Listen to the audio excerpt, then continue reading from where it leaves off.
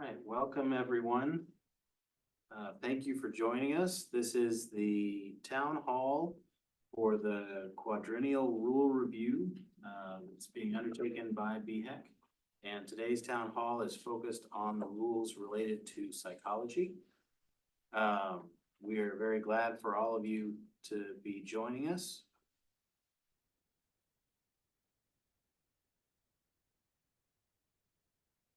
And hopefully you all have seen the materials online, that you've had the opportunity to look at our initial findings. Just to sort of give a brief overview of what is going on, what is happening. Every 4 years, state agencies are required to review their rules and look for any problems that may have arisen over the last 4 years, if there are statutory jurisdictional issues or operational issues that need fixing.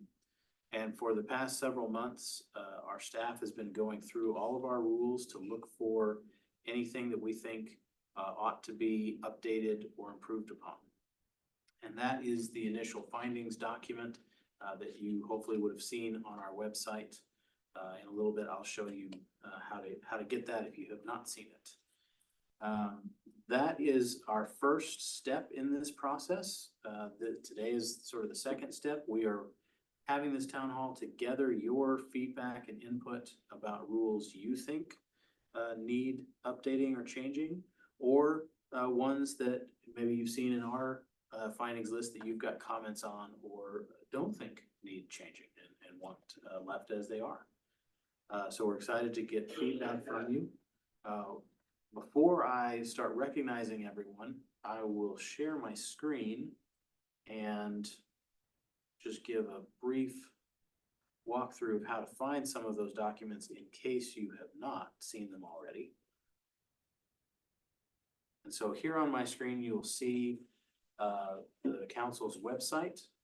Hopefully many of you are familiar with this website, but if you go to the main site, on the which is bhec.texas.gov. On the right-hand side, you'll see a menu, and one of the options is this proposed rule changes webpage. Now, in addition to having all of the proposed rules and recently adopted rules, it also has, if you scroll down a little bit, this note about the Quadrennial Rule Review. And within it, you will see this list of all of the boards and council rules that are the links to this initial findings that we are proposing may need attention. In addition, you'll see in bold here is this public comment link where you, if you do not have a comment today, or if you feel more comfortable sharing in writing, you may submit a public comment through this written web form about our rule review and updates. This form is going to be open through September 1st, and we welcome all comments through that venue. And since I'm on this page, I'll just show for your benefit. Again, if you scroll a little farther, you will also see the proposed rule changes that are currently out and published in the Texas Register and open for public comment. And each one has a description and the text of the proposed rule, as well as, again, a written public comment form where you may provide a comment. Now, from this meeting, we will be taking all of this feedback and sharing it with the board at their September board meeting, and then the council at their October council meeting, and with an eye toward setting up a priority list of the rules that need repealing or updating or improving. And I wanted to mention that none of these suggestions that we are talking about today, none of our findings, are currently proposed in rule. They will all have to be submitted through the normal rulemaking process like every other rule is. And so if you are on the fence today or you're still considering things, just know that every change that we are suggesting or talking about today will go through the normal rulemaking process where it will be proposed in the Texas Register and have 30 days of public comment. And so you will be very welcome and encouraged to comment on those rules at this time. You can sit over here.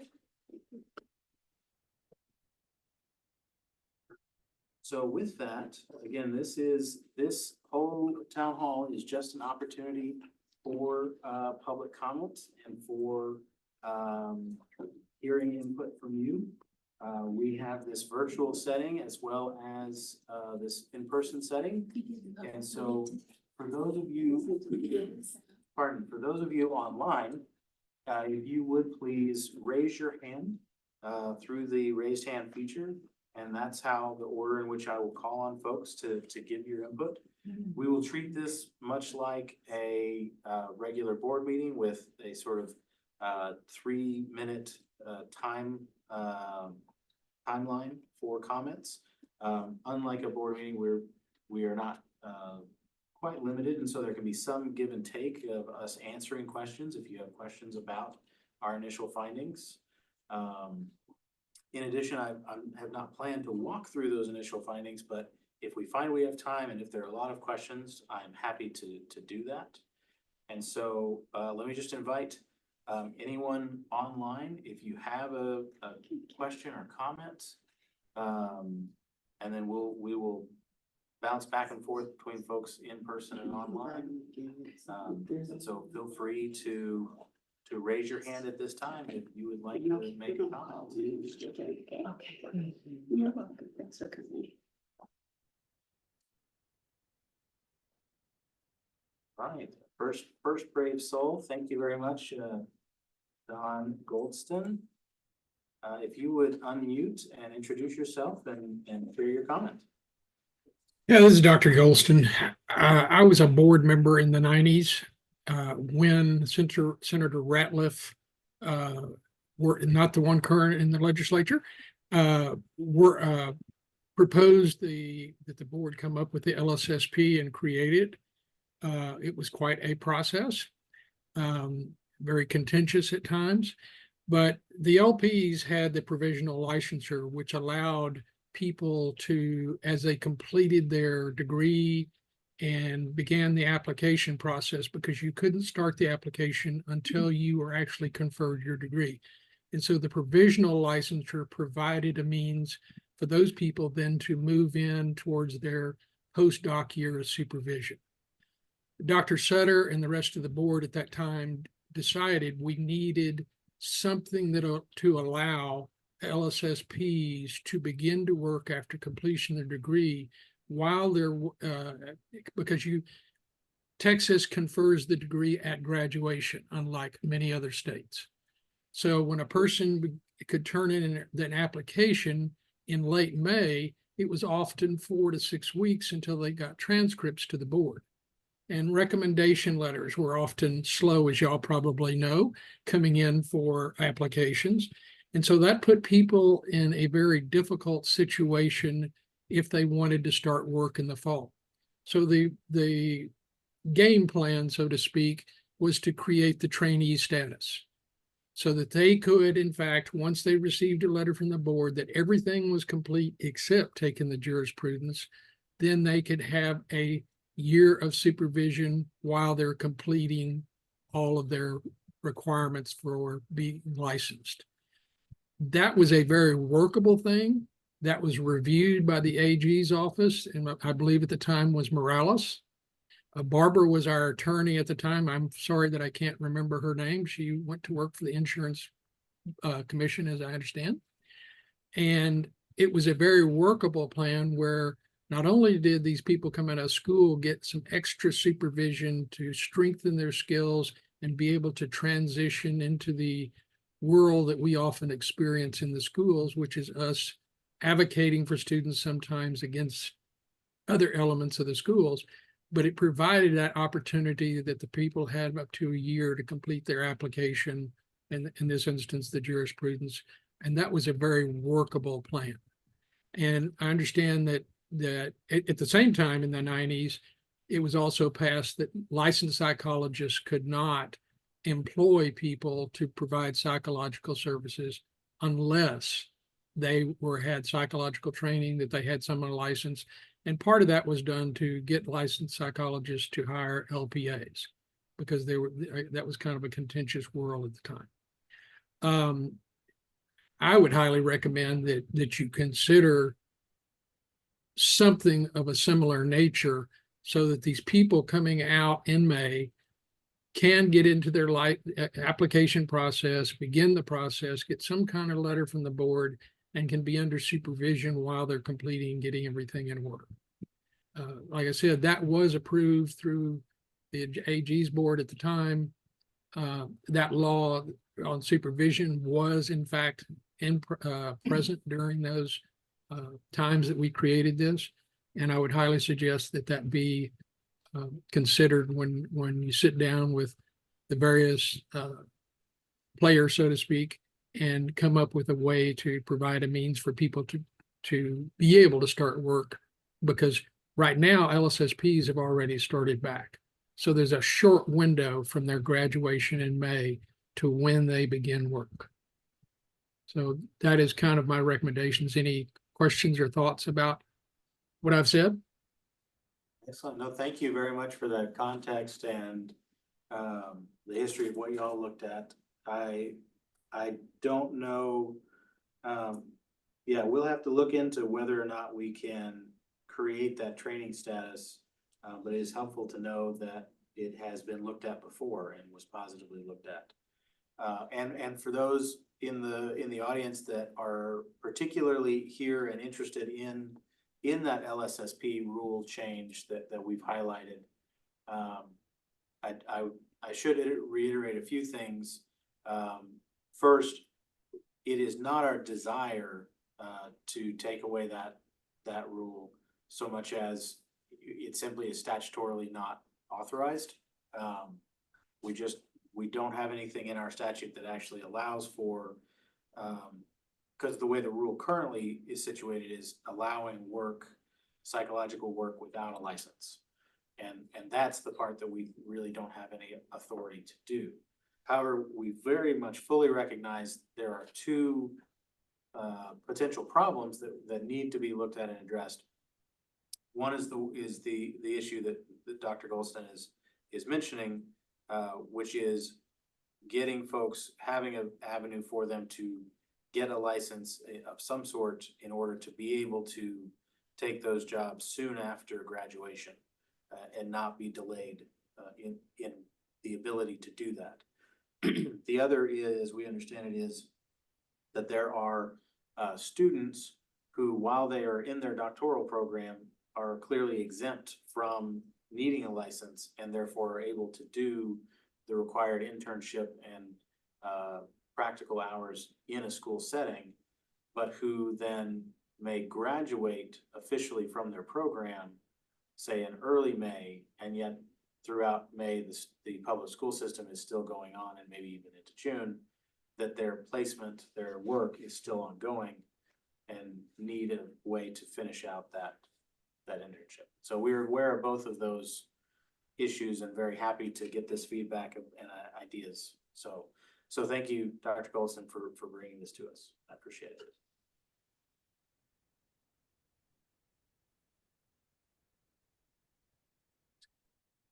Well, certainly other folks online, feel free to raise your hand. But first, I'll pivot. We have one stakeholder in the audience. Thank you for joining us in person. We're excited. Greg, if you maybe do the camera just so everyone else can see that you're here. And so if you would mind introducing yourself and... Absolutely. Do you want me to move to another area? Nope, this is fine right here. He's got a camera that'll show everybody. And the microphone should pick you up for everyone to hear, so. Thanks very much. I'm actually not here about the LSSP issue specifically. My name is Sherry Schulter. I'm currently licensed as an LPC, but I'm also in a program that will lead to a PsyD, and hoping to someday, perhaps about 3 or 4 years from now, be licensed as a psychologist here in Texas. And I wanted to support changes to the way supervised practice of those of us who are doctoral students or newly licensed psychologists are handled. Not in terms of the number of hours. I don't think anybody's asking to reduce that, but rather when and where and how those hours can be acquired. The requirements as they're currently worded present a barrier to those who would serve the underserved counties. And I think that making changes can reduce those barriers. You all know that there are 3,500 hours of supervised practice required. And that Texas requires that 1,750 of those be earned within an internship before the degree is conferred. And then an additional 1,750 have to be earned after the degree. And allowing 3,500 hours to be earned either before or after the completion of the doctorate could open the door for a large number of PhD and PsyD holders to be licensed by earning all the hours postdoc.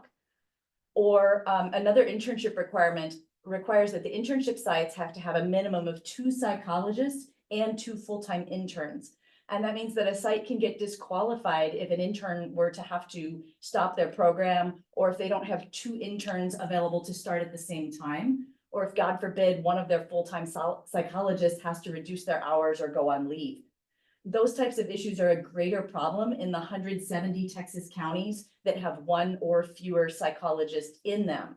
They can't develop qualified sites because they only have 1 psychologist in the whole county, let alone 2 at the same site who are both full-time all year long.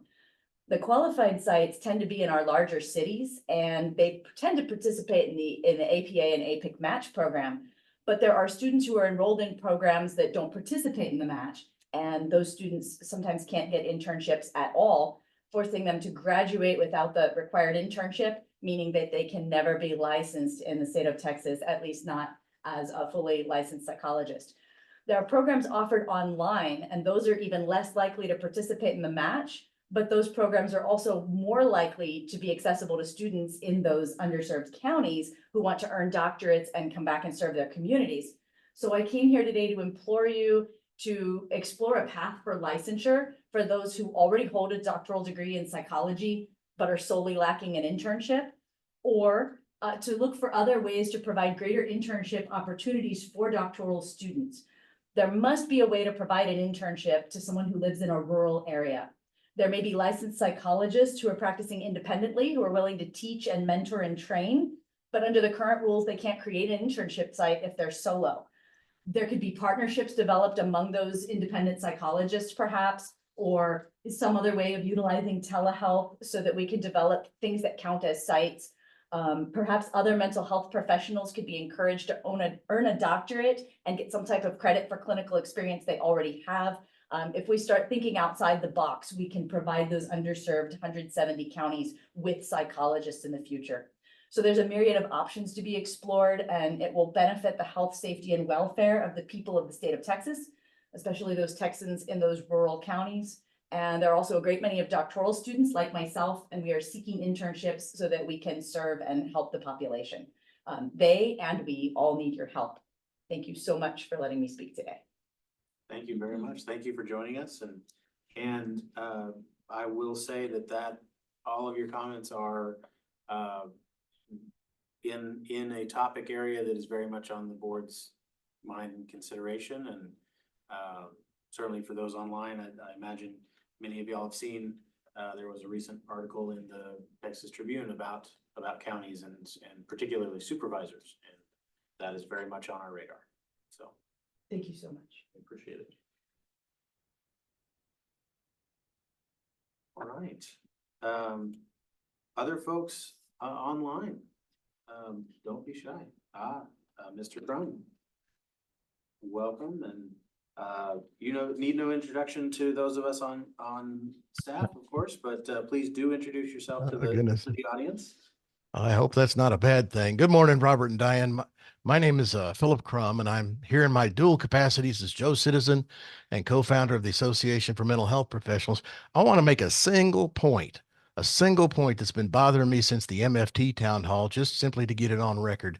At that town hall, a legitimate request was made to examine one of the licensing fees as being potentially exorbitant. Fair enough. And just to make sure that there are no misunderstandings about my upcoming thoughts, here's the exact text that was submitted.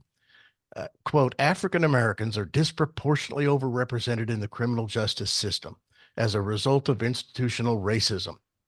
Because of this disproportionality, the $150 cost disproportionately burdens African Americans, particularly students graduating from social work programs at HBCUs, end quote.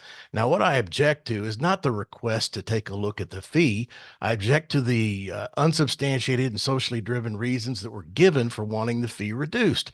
That Black people spend more time incarcerated than any other group, that systemic racism is apparently entirely to blame for that, and therefore people attending historically Black colleges couldn't afford the $150. Now, aside from my main point, which I will summarize with here in a moment, the juxtaposition of those first two thoughts to arrive at the third is highly confusing to me. She seems to be saying that because Black people spend more time in prison, but are somehow still able to attend and pay for college upon their release, that they therefore cannot afford a $150 licensing fee after graduation. If she's not linking the two groups in a causal relationship, then how does one man's incarceration affect an HBCU graduate's ability to pay the fee? Even if I accepted the major premise of her argument, which I do not, the development of her logic is terminally flawed. Also, no thought was expressed or question asked as to how much actual cost might be behind the $150 fee, that BHEC might be incurring expenses for that fee that must be passed along to the applicant, or that they have people who expect to get paid every week for their efforts and BHEC incurs some expense there. The lack of input on this point makes me think that the requester believes these fees are just made up out of thin air. Fees are business expenses, and business expenses do not care about your criminal record or any other aspect of your life. My main point here today is that identity politics has no place in the BHEC rule books and should not be used in any form or fashion to substantiate a new rule or to edit or repeal existing rules. And I hope the boards and council keep that in mind. If the fee is too high for legal or business related reasons, and the board and council see fit to lower it for everyone, then lower it for everyone, but not because some social justice adherent is mad at some other identity group and wants to play the victim. Thank you. Thank you very much for that comment. Other folks online? And again, let me reiterate that we are wanting to gather your feedback and comments about the rules and what needs updating, but we are also certainly here and available to answer questions about the rules that we have identified and why those may or may not need changes.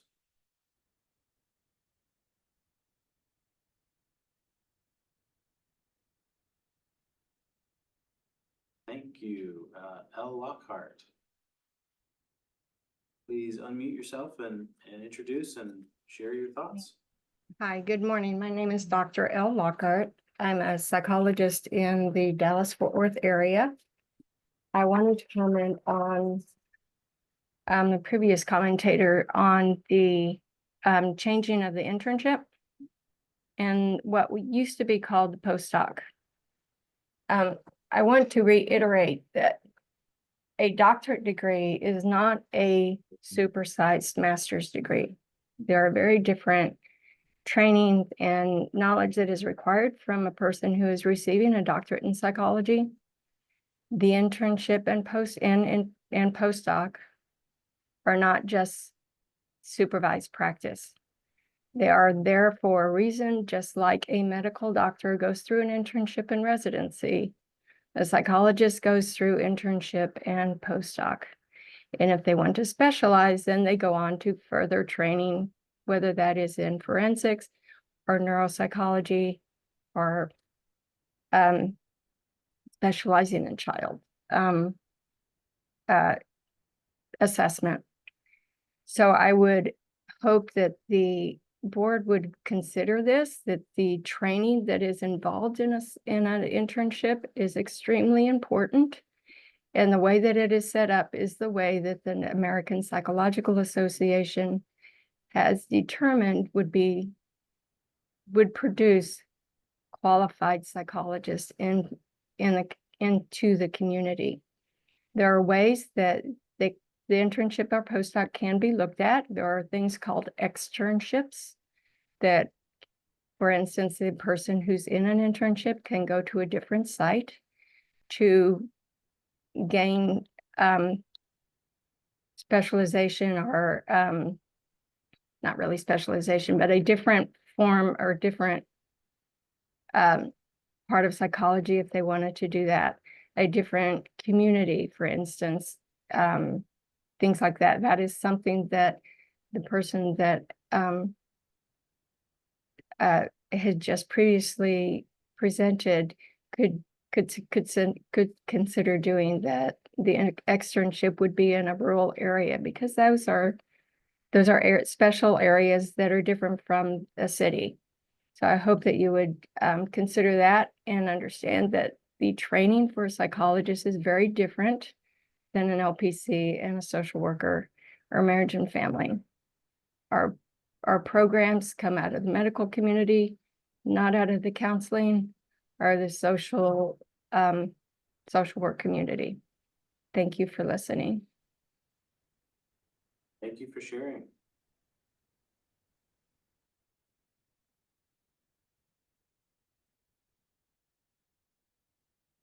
Are there others with thoughts or questions?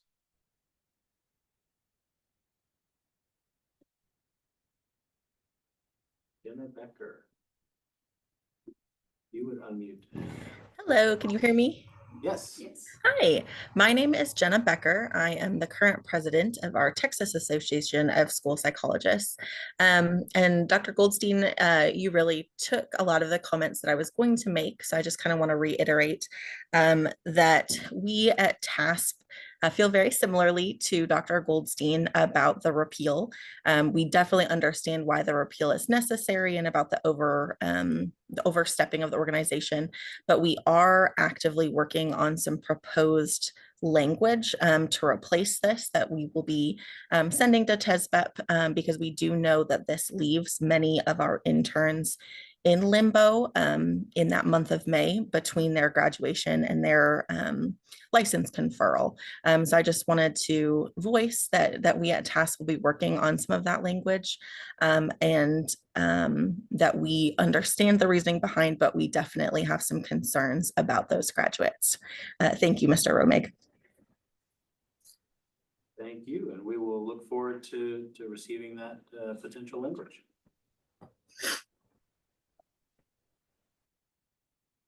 Sarah Lorenz, welcome, and please unmute. Love to hear your thoughts. Hi there, can everyone hear me? Yes. Awesome. Okay, so hi everybody. My name is Sarah Lawrence. I received my doctorate in psychology in 2021. I'm speaking for myself today. I just want to first thank BHEC and TSBEP. They're always allowing public comments, and that's really important to us to be able to have a voice. So thank you for your continuous work to improve the situation for the field of psychology in Texas. I really want to address the topic of the EPPP, but before I do, I just want to say to my colleagues who are listening that feel too scared or intimidated to speak up publicly, please know you're not alone in your struggles to become licensed. Please provide a comment and a formal rule change request to encourage the immediate creation of an alternative exam to the EPPP and to change the passing score to 400, because we all know that there have been changes made over the last few years to the exam itself. And so now on top of this, there's the unilateral decision made by the ASPPB to require a part 2. And my understanding is that it is not supported by TSBEP or its stakeholders in Texas. I do want to say that I understand there are those people who oppose changing the score, but there are other states that have already done this and there is legal precedence to do this. But those states who have changed it, to my knowledge, have not cited any significant challenges in terms of protecting the public. And quite on the contrary, actually, additional licensed mental health professionals have been able to work and help their communities. And I think this is what Texas really needs, is more providers. You know, we've spent years in undergraduate, graduate, doctoral programs. We've talked about receiving thousands of hours of supervision training. And now many of us are struggling financially and emotionally because of a system that is just not working the way it should.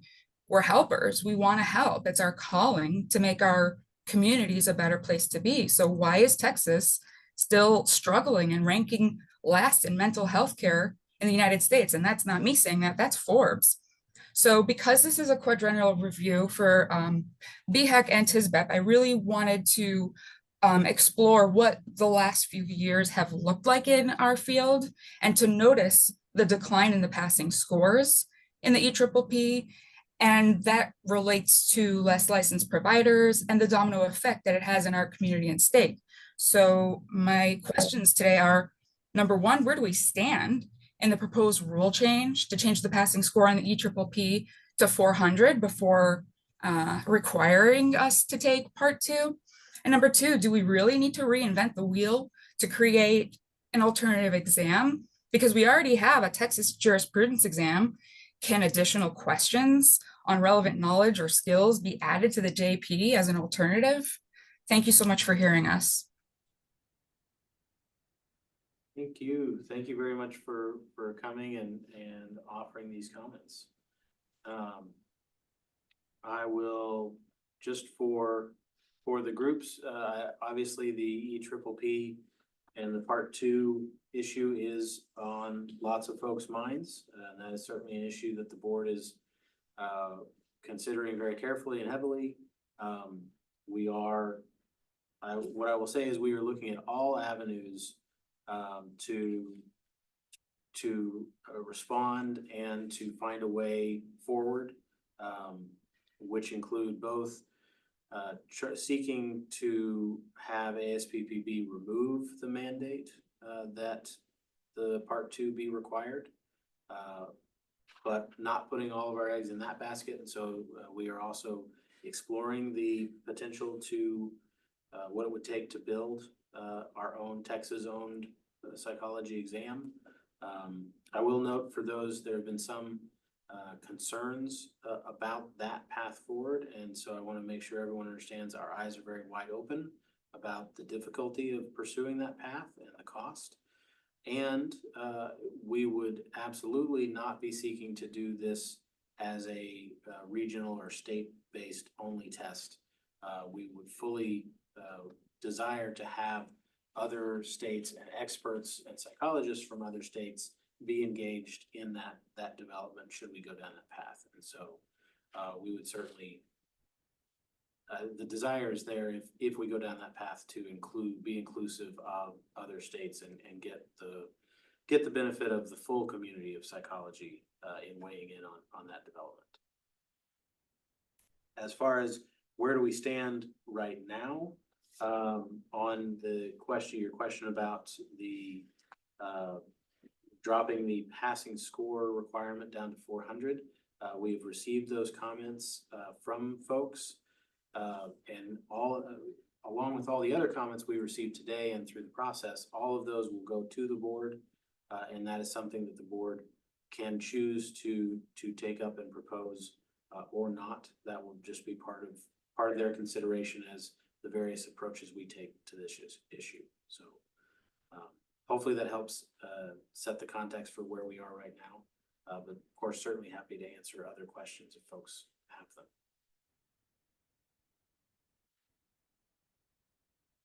All right, TJ's iPhone. TJ, welcome. Thank you. Yes, this is TJ Engelman. Thank you for letting me speak today. I received my PhD in clinical psychology. It seems that the score should be lowered to 400 for the passing score for the EPPP. If something like being grandfathered in is not possible, I know social workers did that years ago. Many years ago, I had a boss that was a social worker and he was grandfathered in. Also, I feel like as far as an alternative exam and looking at new questions and so forth, Things like IO, industrial organization, is on the EPPP.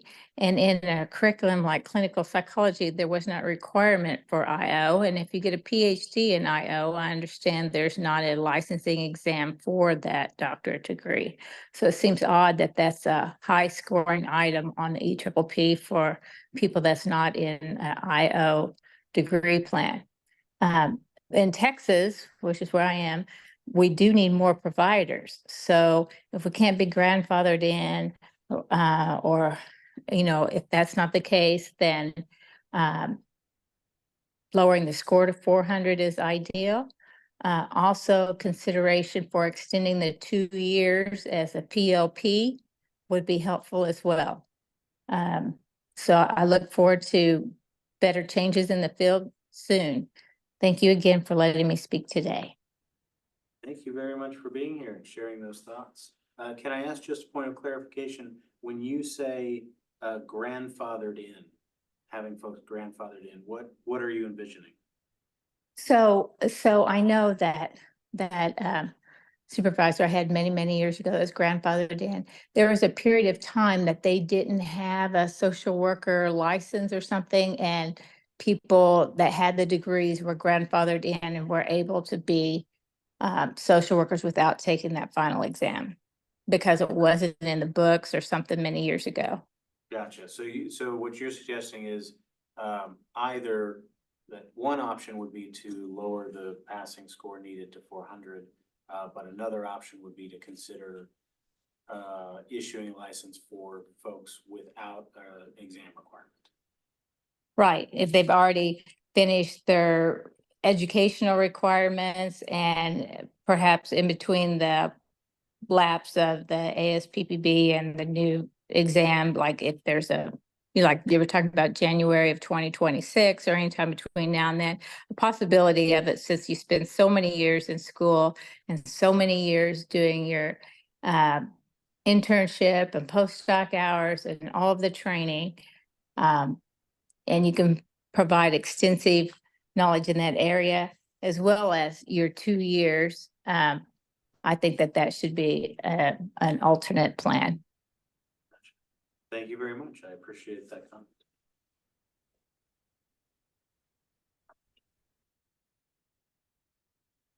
Right. Well, I'll make a call again. Oh, yes. I had 2 questions. One, I wondered, could we get Dr. TJ's last name? I just didn't hear it.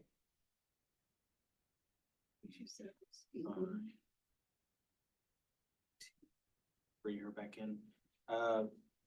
Yes, Dr. TJ, would you mind unmuting? Yeah, say your name, last Yes. name. Engelman, Does that start with an E or an I? E. Perfect. Thank you. Thank you. And I had one other question. I didn't know if it was acceptable to ask a question about Dr. Lockhart's comment. You may ask any question and I will do my best to answer. It's probably not a setting to have you two have a conversation while the rest of us watch. If that's all right. Absolutely, understood. My question was just for clarification, and you may have understood from Dr. Lockhart's comments or perhaps not. But the question was, she mentioned getting externships in the rural counties. And certainly, if one has an internship in the city, one can get an externship in the county. My concern is for those who live already out in those counties and the internships are in our 4 largest cities. And so I just wanted to maybe redirect the board that I wasn't suggesting that I need to be sent to a county. Rather, I'm coming from a county and asking, can we please develop ways for those of us who live in rural Texas to be able to get internships? Sure. Yes, and I think that I certainly took your comment to mean as well that you're inviting the board to consider all of the, not only that there is an internship requirement, but also the details of what is required for that internship program. And certainly take to the board the idea of looking at, are there within that options for folks in rural counties to meet the spirit of the desired internship with, but maybe not necessarily all the detailed requirements, or for the board to consider whether those details are truly necessary. Yes, sir, exactly. In some of the other areas of the rules, they have made exceptions for rural counties where they have said, if you live in a county with fewer than 100,000, fewer than 25,000, so on. And I'm just encouraging them to take a look at that. Absolutely. And I will note for everyone's benefit, there are a number of our board members who are on the call and listening to your comments as we speak. And so they are getting your comments firsthand, and they will also get them from me as well. So. Yes, sir. Thank you so much.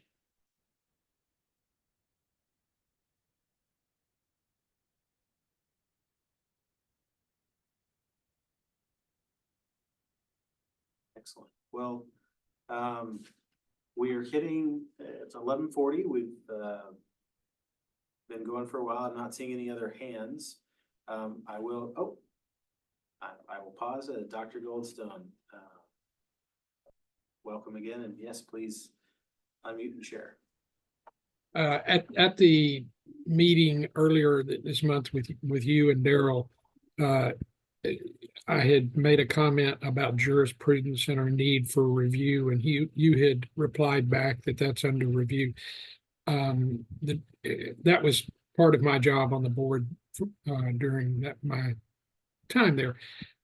The jurisprudence does need to sample enough questions about practicing in Texas, and people in the schools need to have a basic understanding because they will be interacting with hospitals and licensed psychologists and physicians in various. But I've seen a lot of comments on the site of people struggling to pass. And over the years, there's been a pretty high passing rate because it's not an academic endeavor. It's just you have a basic understanding. So it's a little concerning to me that somebody needs to look at it, particularly the LSSPs. Is the problem people coming in from out of state? Is the problem that the programs are not exposing the people to enough of the information that you have to deal with when you interact with the private practice, the clinical world? But I'm glad y'all are going to take a look at that, because I am hearing a surprising number of people, and I think the passing rate the last time I saw had dropped significantly. So I'm glad that y'all are going to take a look at that. Absolutely. Yes. Thanks for that comment. And yes, I can share that the committee looking at this met yesterday. So we're actively meeting and engaged in looking at improving the jurisprudence exam. We have heard folks' frustrations.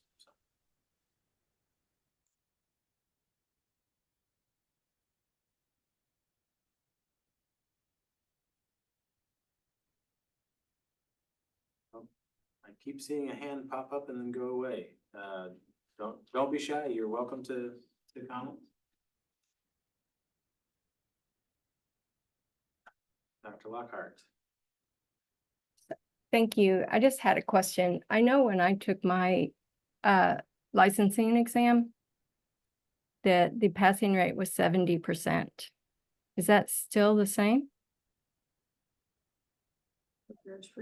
For the overall license, the EPPP, or the jurisprudence? The EPPP? Okay. I was just thinking to myself that I cannot recall what the passing score has not changed, still 500. I cannot recall what the maximum score of the current EPPP is. So I couldn't tell you if that 70% is still, if that 500 means 70%. Yeah, according to licensing staff, yes. It still is, okay. Then yes, folks smarter than me are telling me yes, so. It's a 70% pass rate. I mean, it's 70%. They need to score 70%. Yeah, Yes, 500 is the 70%. Okay, so that equates to a low C student. Turn right onto Brazos Street.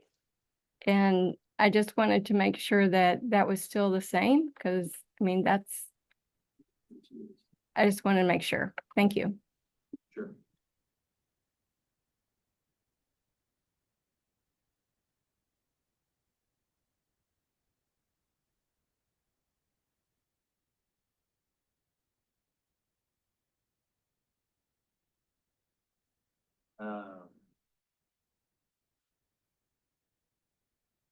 Let's see. So anyone else with questions, please raise their hand. I will say, for those attending, we are coming up not quite on an hour.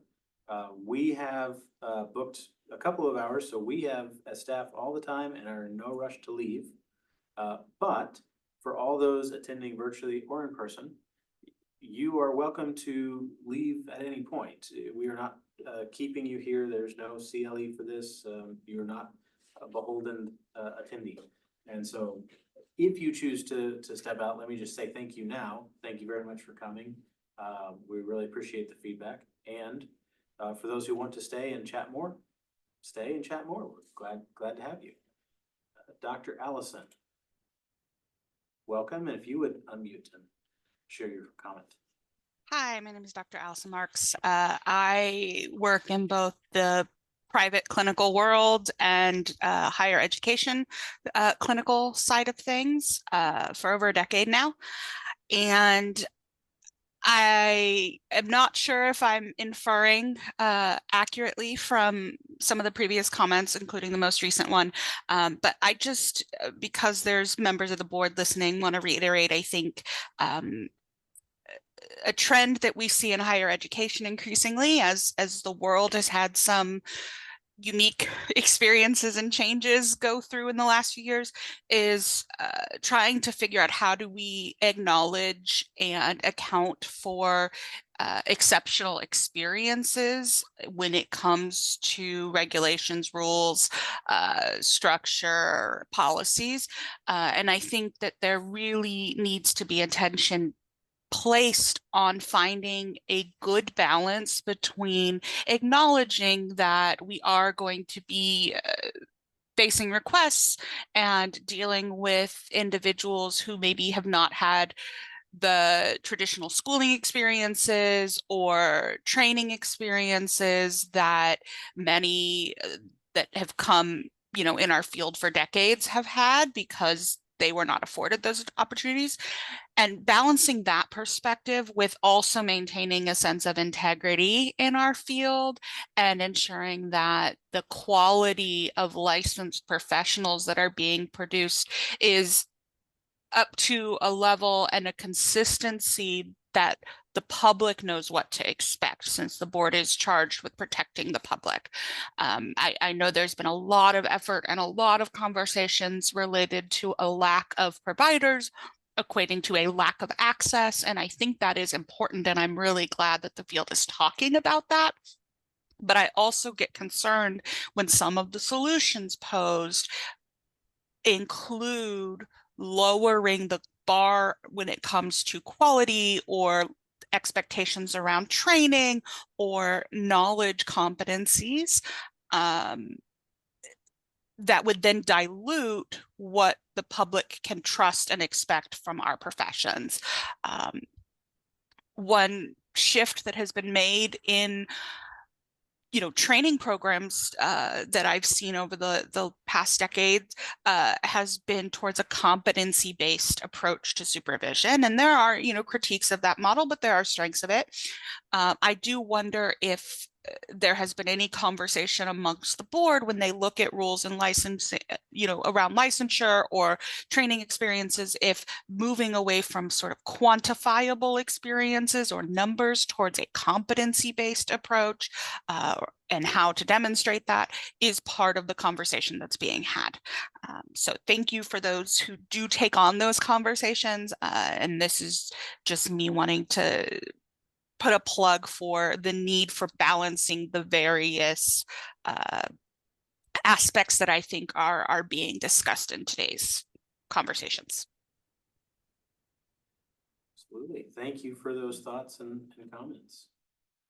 And Can I add something to that? yeah. Yeah, In relation to COVID-19, we do have on our website, under the psychology board's links, under miscellaneous, we have optional COVID-19 licensure modification forms. And that's where students can document how either their practicum was slightly different or supervision. There's forms for you to document how you did meet it during those different learning experiences. So we do have those forms still available on our site for persons to use. Good thought. And yes, I will say, generally speaking, the board is engaged in those conversations. And it is the tough balance that we're discussing of balancing the minimum regulatory requirements to both ensure that practitioners are competent to be out treating Texans, while also ensuring we are not artificially keeping folks out of the profession, and setting standards that are measurable, whether that is numeric or quantifiable, or whether it is qualitative, which is very much a desirable measure if you can measure that, if you can test for that. So all that is to say, yes, good thoughts and comment that we will keep bearing in mind.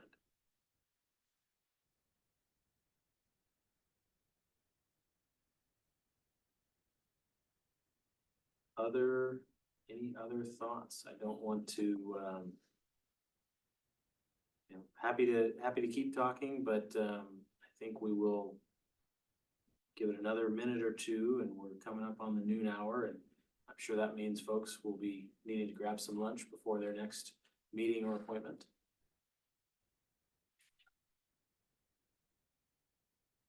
So Andrea Miles, thanks for jumping in there, saving me from an awkward silence.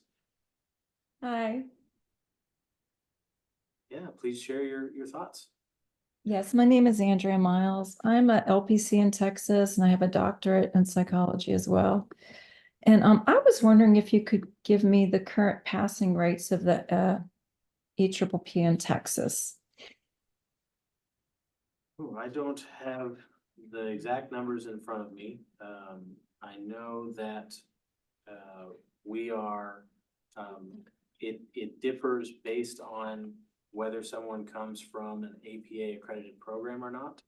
And so that can vary widely. I believe, and don't quote me exactly, but I believe the general pass rate for, if you look across all test takers, was somewhere in the high 60s or low 70s percentile. Okay, because I received some numbers from the ASPPB, and I'm assuming, and these numbers were supposed to be for Texas, and the numbers that I got for the overall pass rate from January 1st, 2024 to 7/15/2024 was 46%. First-time test takers, 56%. Texas retake exam, 34%. And then the dates I had from January 1st, 2023 to 7/15/2024, the overall pass rate was 46%. First-time pass rate was 59%, retake 27%. For an overall score of 487, with 306 pass, 365 fail. Total of 671 total attempts in Texas. Now, I'm not sure if they're accurate. That's why I want to say, where I got them from.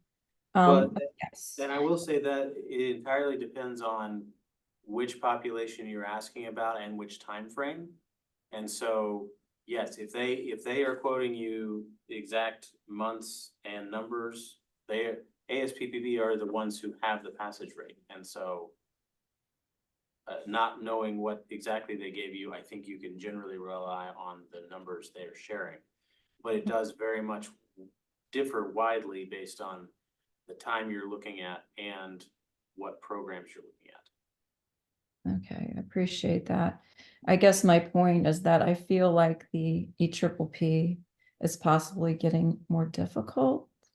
And so that's a point that I just wanted to make, that we have, you know, a mental health crisis in Texas. So it is possible that it could be getting more difficult. So it might be helpful to lower the score, or I do like the idea of Texas having their own exam. I think that would be fabulous if that can be figured out. And we do have the you know, the jurisprudence exam. Maybe they could even just add to that. But I do understand that we want quality therapists in Texas, completely understand, but I have to say, I know that we want to protect, you know, protect the public, but I don't know a single, you know, one of my colleagues or anyone that I know in the field that want to harm anyone. I feel like they have big hearts and they really want to help people. They're empathetic, caring, and hardworking. So I appreciate you letting me talk, though. At least, you know, get to kind of. No, absolutely. Thanks for sharing those thoughts and the statistics you got. And Yes. again, for those out there, it really does. There are different ways you can report the statistics to feel worse or better about the passage rates. And it sort of depends on the question you're asking. But I will say that we are certainly have heard many comments recently from folks about their frustrations with passage of the EPPP and the cost of time and money to take it again. I guess what I would say is, when we have heard those comments about our own jurisprudence exam, we are immediately meeting and trying to update the exam and trying to fix the problems that we find. And I'll let you juxtapose any response or actions you've heard from ASPPB about their approach. So.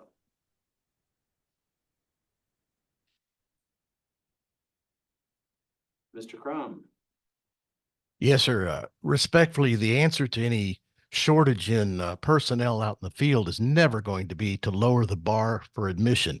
If the test is more difficult now than it used to be, there's probably a reason.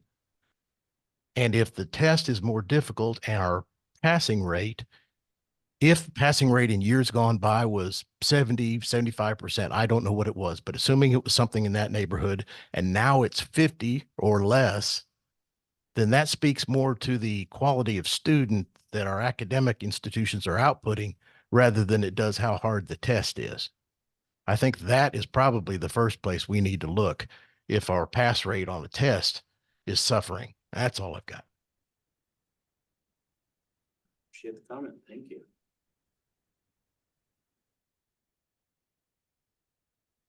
And I will, for everyone's knowledge, I will say we've been sent a recent photo of the 2023 exam scores based on programs, and to just express how it can be very wide based on the different programs. There are, at least I'm seeing, 4 or 5 programs where the pass rate was 100%. And so Texas students did quite well.